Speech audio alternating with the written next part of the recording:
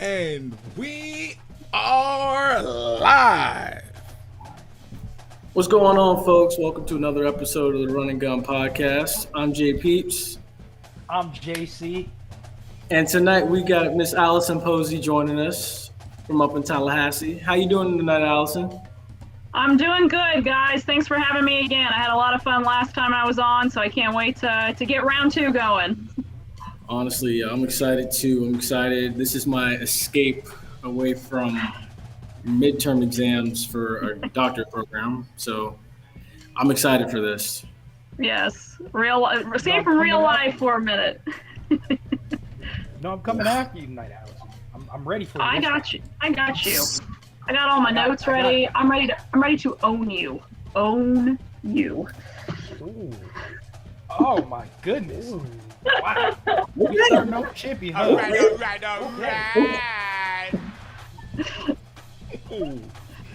Oh man. She called you out. Right? Boy, I gotta go now.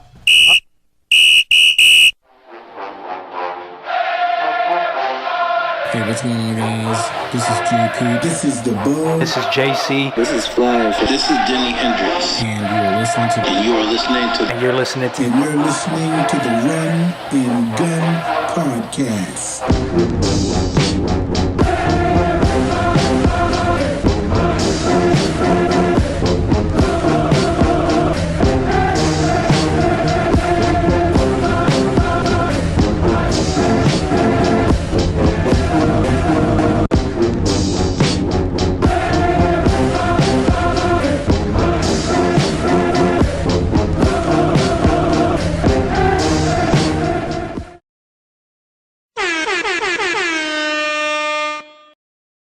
Appreciate it. Yeah, you bet you have a good one. Yep. So what's going on? What's going on? So we back. So quarter one. We starting off with the Super Bowl. I got to start off with it. I will say this, if my Wi-Fi connection wasn't so bad in my apartment right now, I would have my creamsicle flag next to my more modern day pewter and red flag right now, just talking trash. Throwing it back. Of course, you got to. I hope we see those uniforms next year, to be honest with you. But I was reading something today where they didn't have like the super new uniforms on the other night, and they said that's the reason why they won the game, because they didn't have the ugly rebranded uniforms. Yeah, you know what? You were not the first person to say that. But honestly, those uniforms, they grew on me. They were okay, but they weren't like what makes the Bucks the Bucks. Like, you would have expected something more pirate-like versus a long. I'm a traditionalist. Oh, throw it way back. Yeah. Listen, I'm a traditionalist anyways. I love old school. Like, Alabama hasn't changed anything, and they're doing all right. So I'm a super big traditionalist. If you want to throw in a new look every once in a while, that's cool, but why change things, man? I like the old school look. Yeah, I love the old school look. I like the way it looks, and I mean, they won it. They look good, and hey, we're celebrating in Tampa. They were more than celebrating. I said, y'all are in the thick of it. So. Oh, I'm out of it. I am like on the opposite. I'm on the Space Coast right now because I've moved. I'm 2 hours down from it. But y'all are closer than we are. I mean, y'all are closer than I am here in Tallahassee. I mean, it's been pretty neat looking at all the video today. I know y'all saw Tom Brady chucking the Lombardi Trophy over to Gronk. That actually made me my heart dropped. Yeah. Oh my God. My heart. From one boat to another. Yeah. From one boat. My heart dropped for a minute. I was like, oh gosh. And then when I saw what he looked like, what Tom Brady looked like after he got off the boat, it's even more of a miracle that pass even happened, because he was feeling pretty good. It was crazy because I was thinking to myself, I was like, and JC knows this too. I was like, Lord, don't let this trophy land in that nasty Hillsborough River. because I don't know what's going to happen to that Tiffany Silver. It would instantly disintegrate. It would corrode automatically. Probably because Lord knows what's in there, and the stories I've heard of what's in there. I wouldn't want to take a swim in there. Trust me. But my first question is this tonight. How are we feeling about the fact of the free agents coming back? Because I went back and looked at it. They got $38 million in cap, and after the parade today, I don't know if y'all saw it, but everyone's confident that the majority of those free agents are coming back. Well, Mike Evans said too, though, that he was willing to take a salary cut to get everybody to stay. I mean, it's almost reminiscent of what LeBron did when he was with the Heat. You take that pay cut, you keep the family together, you keep the good times you had going, you keep that core base, and if you want to add somebody, if the cap space is there, you add them. But the fact that they're willing to sacrifice says a lot about this team. Exactly. I mean, I still like it. They have $28 million in cap space, but that's still a lot of guys that you have to sign back, important pieces. I mean, I guess if everybody takes a pay cut, but not everyone's gonna take a pay cut.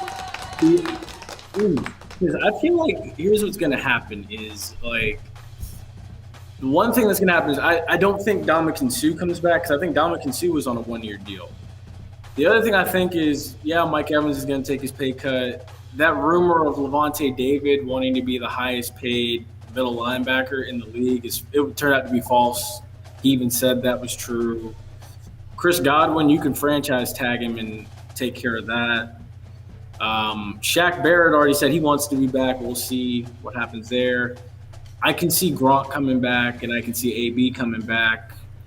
But also Adrian Peterson said he wants to come to Tampa, but I don't know how. Who? I don't know how realistic that is.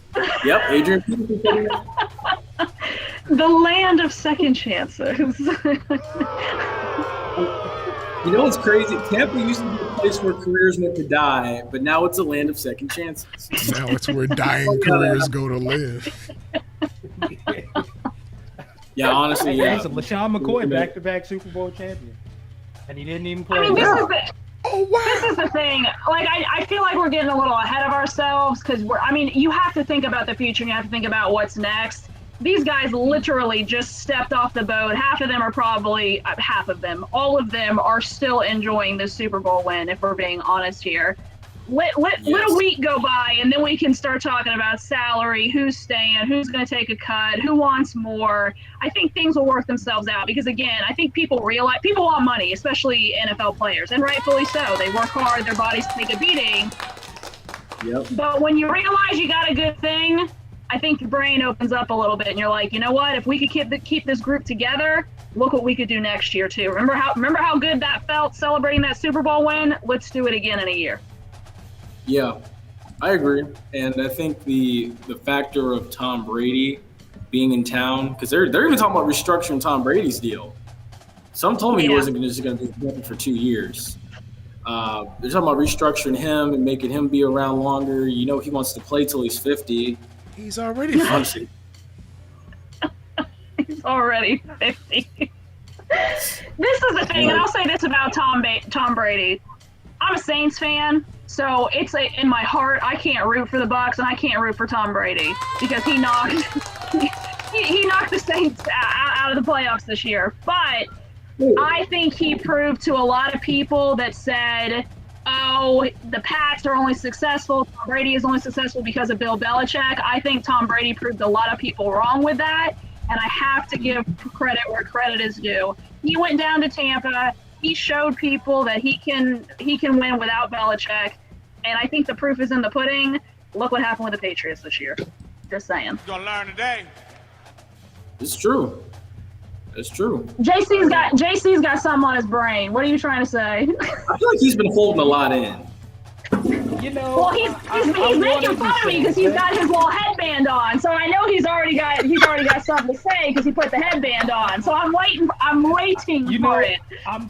I'm standing in solidarity with my man Patrick Mahomes because I am under fire tonight, obviously.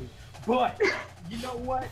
Listen, I won't go as far as to say that the Brady and Belichick thing, because it's not like he hopped into Tampa and Tampa was like the least talented team in the Oh no, I agree with you. I agree with you. Right.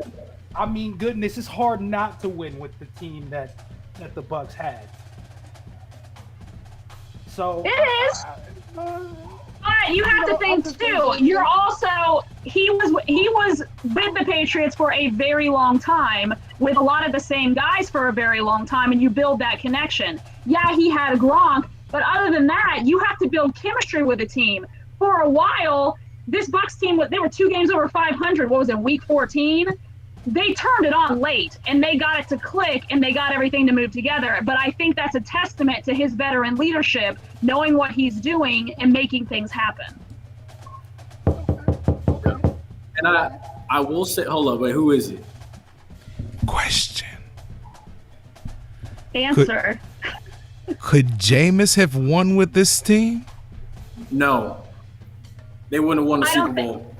No, I don't think so. I have to get, and I have nothing against Jameis, but I think there's a lot to say about veteran leadership. Tom knows how to win. He's been in the big game before. He knows how to get it done, and he got it done. There's no question about it. He got those guys to rally around him, and he did have a lot more weapons than Jameis did. That is undeniable.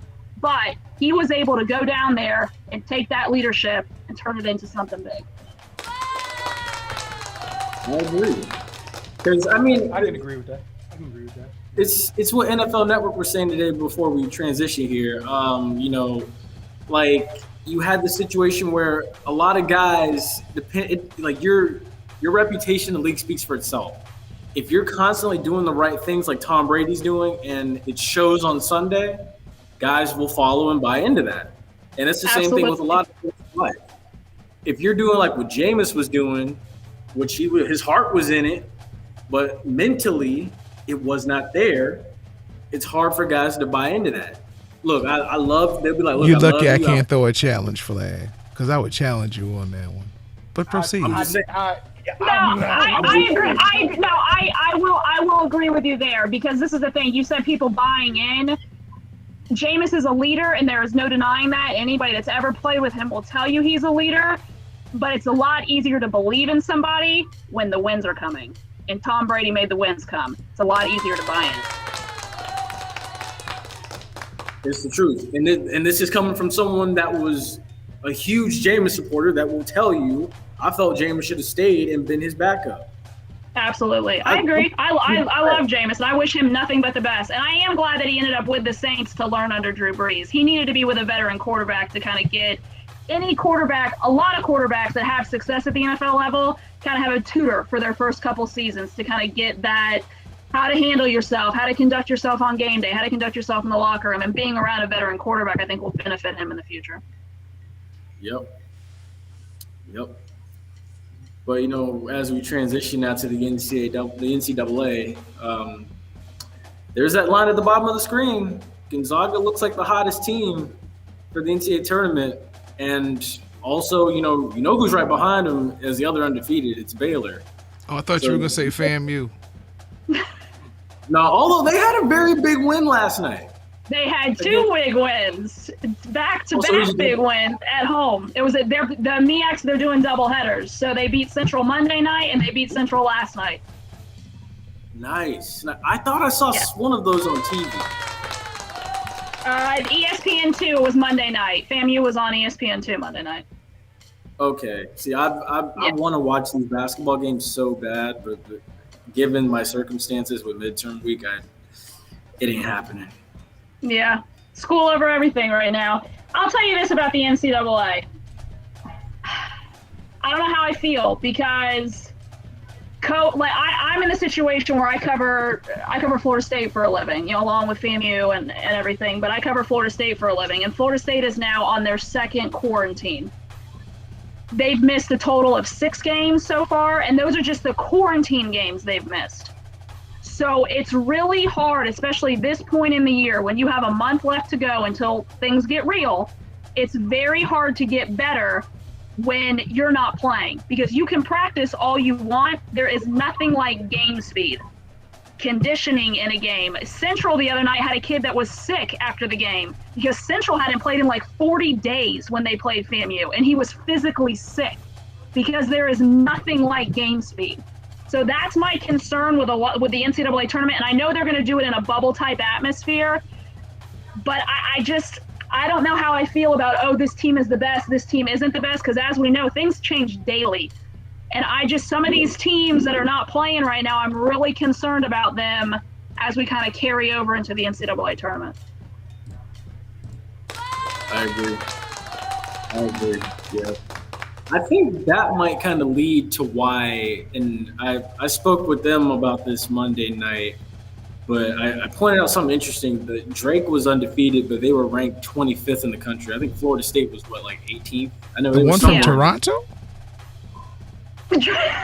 Drake's a team all by himself, out on the floor. Watch me! Hit the Lord have mercy one just for yesterday. Lord have mercy. Rankings too. It's I think last time I was on, we talked about rankings with college football. I think rankings have to be taken with a grain of salt because, again, like I know Houston was a team that we had brought up. What are they, 16-2? When you play in the AAC, who are you playing day in and day out? You're playing the same teams over and over and over again. So if the competition is not there, your record is going to be a little inflated. So I feel like some of these teams that are at the top in a real year, maybe they would be that good. I don't know. That's what I'm saying. This NCAA tournament, it's a crapshoot to me because these teams that look really good, they might get in and play somebody and not look that great. Although North Carolina and Duke are pretty much bubble teams right now, which is wild to say. So that's what I'm saying. This NCAA tournament, if this is the year that some Cinderella team is going to win, this might be the year because I don't know how it's going to go. I mean, some team could get COVID in the NCAA bubble. I mean, I don't know. I don't know how it's going to go. We're just going to have to wait and see. That basically tells me to not fill out a bracket this year. This might be the year to fill out a bracket because it's really just flip a coin. That's honestly how I feel this tournament could go. I don't know. I mean, I feel a little more confident again with the teams that are playing right now, even if they're playing in a weaker conference, because at least you're getting those game reps. Teams that are on quarantine right now or haven't been able to play as much, those are the teams I feel for. Because this is the time of year when you really want to be hitting your stride, when you really want to be kind of ironing out those bugs that you're working on. And if you're not playing, how do you get better? You can work on it in practice, but there's nothing like game speed. There's nothing like game reps. I agree with that. I definitely agree with that. Question? HBCUs were well represented in the Super Bowl. Tis true. I was very impressed with that. You had you know what? It was crazy. I didn't know Todd Bowles was the defensive coordinator at Grambling back in like his heyday. I had no idea.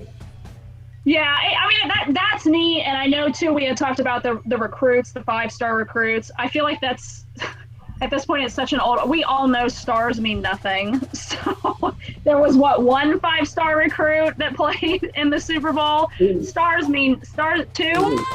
There were like 2 or 3. Like I think. Here we go, right here, scrolling. Only one 5-star recruit played in the Super Bowl. Stars don't mean anything. They don't mean anything. So you're a star. For all these people that are concerned about, if I go to an HBCU, I won't get seen. I'm going to tell you something. If you go and you ball out, you're going to get seen. Tariq Cohen is the perfect example of that. You go, you ball out, you have a good college career, people will come. So the whole star argument, and if I go to school A and school B is as big, you go and you take care of business, you're going to be fine. I Even agree. the devil's advocate add to that. No matter what you do, they're gonna find you too. There you That's go. Yeah. If Hannibal Lecter ran a 4-0, I'm just saying, he's not on devil's spot. That's all I'm gonna say right there. But I don't know what the whistle means. 2-minute What does the whistle warning. mean? Oh, okay, got you. See, this is the thing too. So you talk about the NFL draft. This kid, the quarterback from North Dakota State, FCS school, the Trey Lance kid. They're talking about him being a super high pick. But that's what I'm saying. He had no Power 5 offers out of high school. This kid had nothing. And he goes to an FCS program. Granted, an FCS program that is really, really good. But you go and you take care of business, and you're going to be seen. If you're good, they will find you. You will be fine.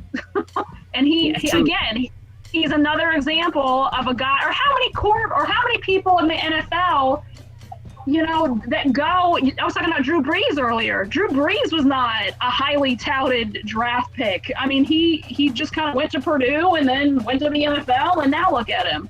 So you go and you're talented and you take care of business, good things will happen. Yep. Yeah, to add on to your point, even previously, Carson Wentz, I believe, went to an FCS school, right? Exactly. Carson Wentz went to North Dakota State as well. Yeah. That's what I'm saying. Like, I can't stand when people are like, oh, if I don't go to this big time school with, 20 draft picks every year, I'm never going to get seen. That's not true. You go and you do your thing and you're going to be fine. Exactly. And even if you go to those programs, you might never get seen because you might not get off the bench. Exactly. Absolutely. Have you heard of Delaware before Joe Flacco? Well, that's the other thing too. I don't think he's a great example. But again, it goes to the point where if you go to an Alabama, you have the better resources. That's undeniable. I mean, if you go to a school, Clemson, with high dollar boosters, there's going to be more things accessible for you. But if you are a top level talent and you do top level talent things, scouts notice that. Mm-hmm. Fourth quarter, third quarter. That brings us now to the third quarter, where an interesting trade happened in the NBA. So Derrick Rose, I don't even know, I guess in the midnight hour, got traded to the New York Knicks from the Detroit Pistons. He basically went from one outhouse to another outhouse. I don't even know what to make of this. If I'm Derrick Rose, I don't even know how you even get excited about it. Well, listen, if I'm Derrick Rose, when that trade went down in the midnight when that trade went down in the midnight hour, I would have been burning the midnight oil and punching my fist in the air because ain't no way you just sent me to New York. But it might work out. Tom Thibodeau's there. Well, that's what I'm saying. He's reunited with he's reunited, which he arguably had his biggest success under him. So you reconnect that maybe. I mean, let's be real. Derrick Rose, he still produces numbers, but he's kind of on the downward trend. So you go somewhere where you can be a good 6-man, do a job that you need to do where you don't really have to go out and put up the superstar numbers. That might be a good fit for him.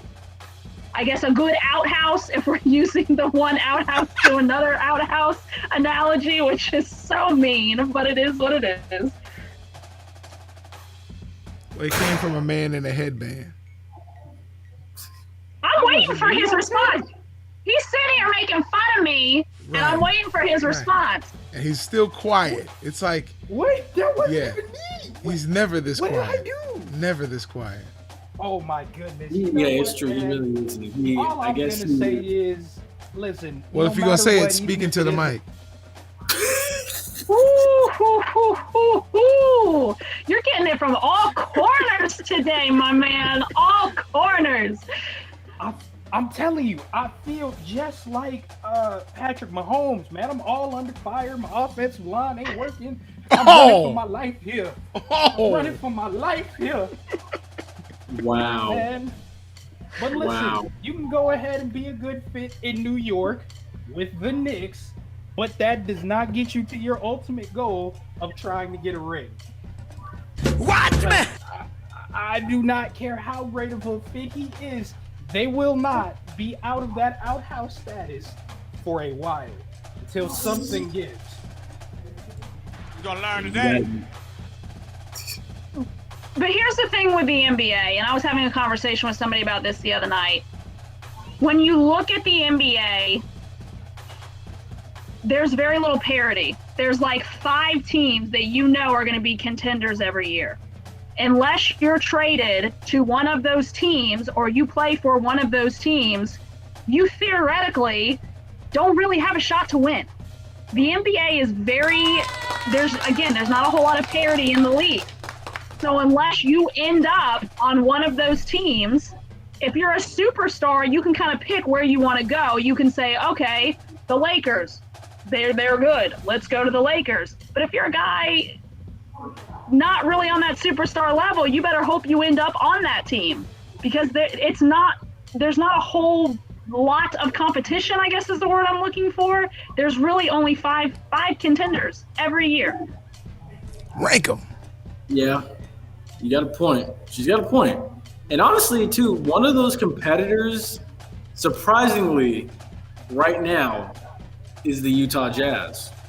And I was watching their game last night, and they actually won convincingly, and I was very impressed. Oh, hold up, wait, I think he want to throw a challenge flag. Because he counting his fingers. Hold up. He's counting. I don't know what he's on 4. I don't know where he's going with this, but I'll wait. I was counting out the contenders. Does Miami add up somewhere in there? Because I don't believe Miami was one of those teams who was in the 5 always ready. Yeah, but you saw who they brought in. That's what I'm saying. They weren't, but they brought in the superstars to make it happen. Derrick Rose is not LeBron James. It ain't happening. All right. I'm talking about last year. I'm not talking about you. Jimmy Buckets. Yeah, I understand. And you can have the anomalies where things happen, but what I'm saying, there are only a few contenders every year that you know are going to make a run, and you either buy your team or you build your team around those superstar guys. The NBA is not anybody's game. It's not. I'm just saying, eventually outliers do add up. I mean, Milwaukee is another team, but they don't really have the superstars of a Lakers. Yeah. And I will say this, and I think that the Jazz tie into this as well. This year, and I know I say COVID all the time, but this year is so odd. The lack of the preseason, getting things together, guys having to sit out, maybe having to miss, maybe having to skip games. And this is not just the NBA, and we talked about this with the NCAA tournament too.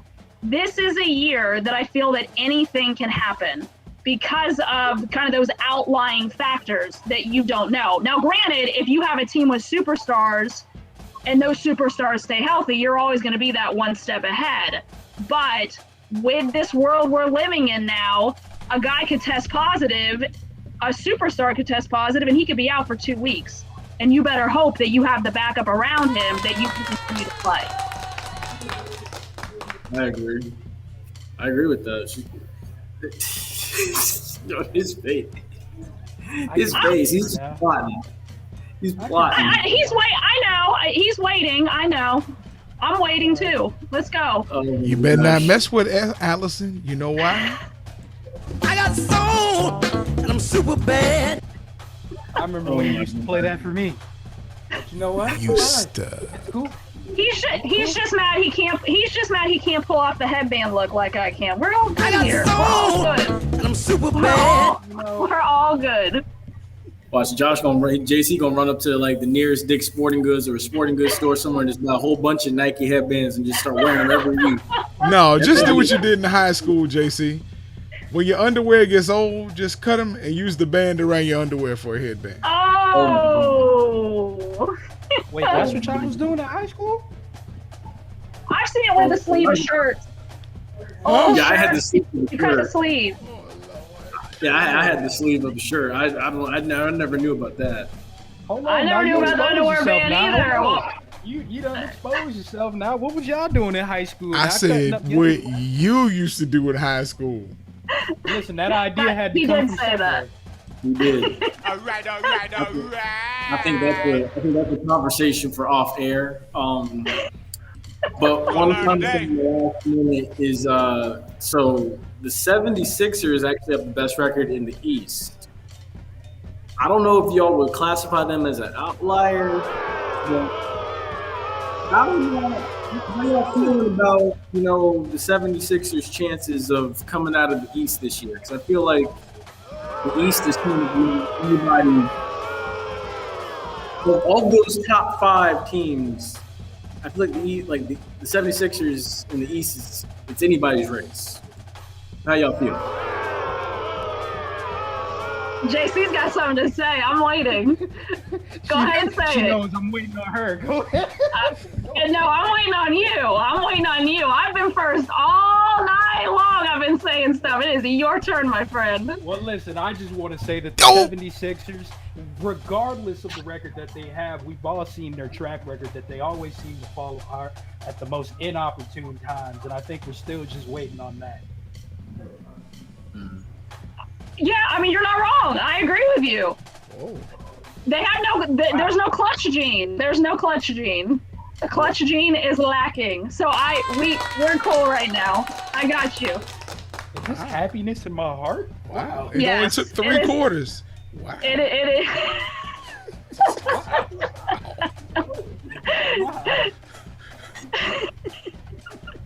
You're gonna be all right over there. Or you be okay. Now All you my can get life rid of I've the had cheap to fight. alcohol. Well, listen, it's right here. Don't say nothing. You better calm down. We on air. Listen. Oh gosh. We are on the hot topics now. First of all, I'm gonna start off with this one right here. Which Super Bowl commercial caught your attention the most? Really, like for me, I'm gonna say the one that caught my attention was the one with the whole. It wasn't Boy Meets World. It was Wayne's World. The Wayne's World one caught my attention. I felt like that was like a commercial. Party on, Jordan. I say it every year. I'm like, there's always that one Super Bowl commercial that you just scratch your head on, and you're like, this commercial is on drugs, and that was it. For me, I thought it was funny. To be honest with you, a lot of the Super Bowl commercials this year, I was not overly impressed with any of them. One that did stick out to me, and I think it's just because Shaggy was popular when I was in high school, was the Cheetos commercial. Wow. Yeah. Yes. So I thought that was really funny with Ashton Kutcher and his wife, and then she's like, "It wasn't me," and she had all the orange on her finger. I thought that one was actually funny. Yeah, I really did laugh at that one. That was one of the funnier ones to me. Just because that song again was so huge, and then for them to incorporate it into a commercial, I thought was pretty funny. JC?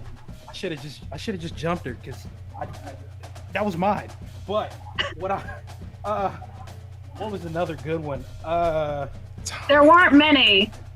Yeah, I mean, I guess the Drake one was kind of funny when he comes in as a stand-in for Jake from State Farm. I thought it was a basketball team. It was the State Farm one. I know what you're talking about. That one was all right. Like I said, this year was not like normally. I'm laughing every commercial break, but this year there was not. And I don't know if it's just has to do with maybe the climate that we're in, that they wanted to take a more serious tone with commercials. Because there were a lot of really good commercials with good messages. But there weren't a whole lot of funny ones this year. But the Cheetos one has my vote. I thought that was pretty funny. I like the one with Tom and Gronk, the cell phone commercial. Oh, that one was funny too. That one was funny. And they did it again with where the cell phone service breaks up. He's on a FaceTime call and That one was funny, and they also did it with Blake Shelton and Gwen Stefani, kind of how they started dating. Those were pretty funny too. I did forget about those. Those were actually pretty funny as well. I laughed at those too. I like they the show one. the Brady and Gronk Super Bowl commercial? Because I saw on T-Mobile's Twitter page, they were like, this isn't gonna be seen on TV. Yeah, it was there. Yeah, they did. They showed it. They showed that one, and they showed the Blake Shelton and Gwen Stefani one. I thought the one that was real funny was the team that showed up in the Super Bowl and didn't have 3 offensive linemen and had to use 3 backups. That commercial was hilarious. I don't remember that one. Or maybe the one where the refs played the best defense of all. Yeah. Love that one too. That was hilarious. Wow. Phantom PI calls, that was my favorite too. Yeah. Yes. Phantom PI calls are great. Wow. Yeah, those were hilarious. One more thing before we jump into I guess the recruit. But no, before we jump into the goalies struggling this season, I gotta say, Allison, you're in Tallahassee. You saw FAMU's recruiting class firsthand. Mm-hmm. I mean, it was electric, and I'll tell you this: every single high school coach that I talked to this year was very frustrating for them because there are a lot of talented kids that are not getting scholarship offers just because everybody has that extra year. So scholarship offers are already limited as it is, and the money's just not there. So there were a lot of talented kids that couldn't find a home. I talked to several high school coaches on signing day that were like, I have coaches every day calling saying, hey, I love so-and-so. I have nowhere to put him because they just don't have room on the roster. So in that aspect, it was kind of a weird signing day, but it was also really good for schools like FAMU, and they took advantage of it, that transfer portal. These kids being able to transfer wherever they want, they took advantage of it. FAMU got a lot of really good transfers. They filled, I know the spots they needed to fill were spots on the offensive line and the defensive line, and they did that, and they did that with good kids. One of the linemen they picked up, the offensive lineman, is from Florida State. He wasn't playing at FSU, wanted to play, going over to FAMU. So huge get for them on both sides of the ball on the line, and also a lot of really talented high school kids. Got a kid from Hamilton County that's a huge lineman. He's going there. The twins from Wakulla High School right outside of Tallahassee. So even locally, he picked up a lot of really talented guys. DeAndre Francis, who is a running back at Rickards High School, he's going to be a preferred walk-on at FAMU. Really? Stellar state championship game for Rickards. So he's going to be at FAMU too. So Willie got a lot of local kids. But he got, I think it was 19 players that he picked up, transfers and new signees out of high school. So awesome class. I know he's really excited about it. I mean, they capitalized again on getting those talented high school kids and getting some kids in the transfer portal, because at the end of the day, we were talking about experience earlier. You can't beat it. You have a 4 or 5 star kid in high school that's never played a down of college football. It might stink to pass up on him, but who are you going to take? You're going to take that transfer kid that's played in those big games. And every school, Florida State did it, FAMU did it, even Valdosta State at the Division II level, they did it as well. But FAMU got a lot of really, really talented kids, and I'm really excited about this class for them. How's the transfer portal work? What do you mean? I mean, it's open this year. Kids can go anywhere. Because of COVID, that they opened it up. There's no penalties.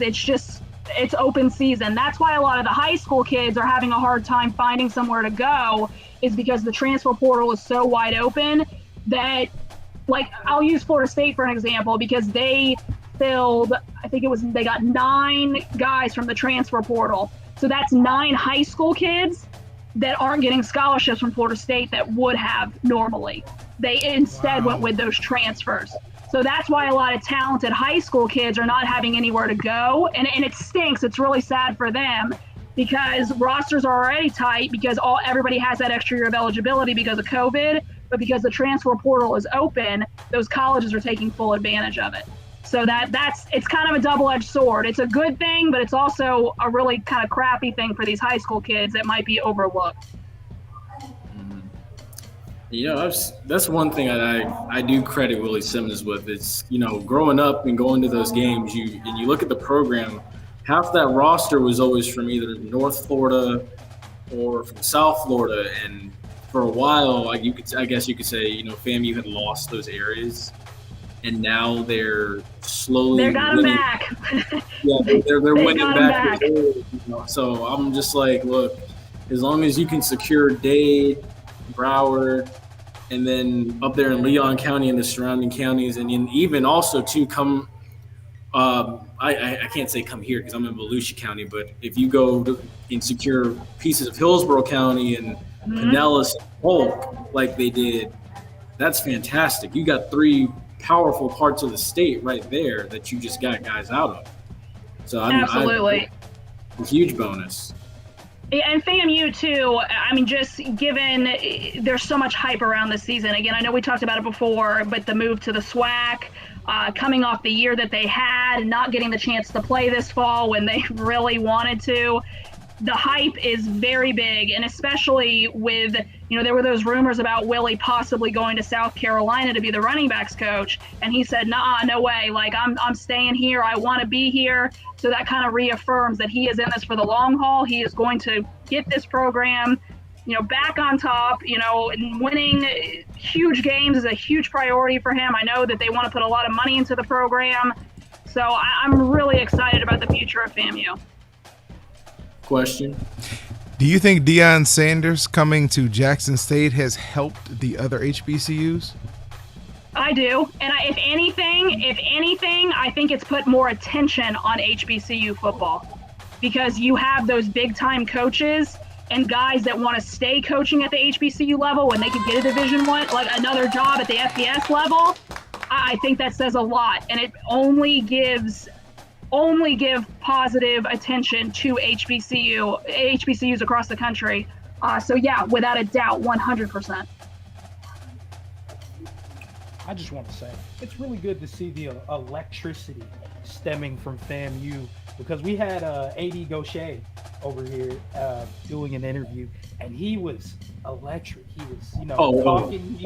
He was ready for the season, and you love to see the signing class that Coach Simmons has been able to put together, and it's really nice to see all the talk, and it's starting to build, and it's getting up there compared to, and I don't want to really say this with like hate or anything, but the previous regime.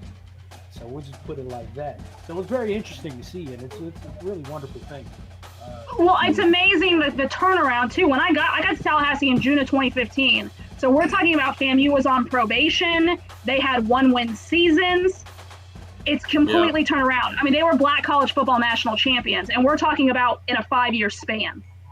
There's been money has gone. That whole field house is renovated, new weight room, new locker room. The interest is there. I think the interest is only going to get higher. And again, the kids, you talk to the area kids that I talk to all the time, and they want to go to FAMU now. It's not like, oh, you're going to FAMU. It's like, oh, you're going to FAMU. So the interest, and again, the SWAC, everything, it's perfect. It's the perfect time to be playing HBCU football at FAMU right now. All right, we got to stop you right there. Thanks for joining us on the show. Don't forget to follow us on Spotify. Yeah, follow us on Spotify, Instagram, Facebook, Twitter. Like, share, and subscribe on YouTube. All those are at Columbia Talk. And then also too on Instagram, it's at Throw Flags. And then Allison, where can they find you at? Allison, ALISON, Posey, POSEY 14, Instagram and Twitter. Same what name? Make sure you follow the right Allison. Yeah. Yes. Thank you so much for joining us, Allison. You are awesome.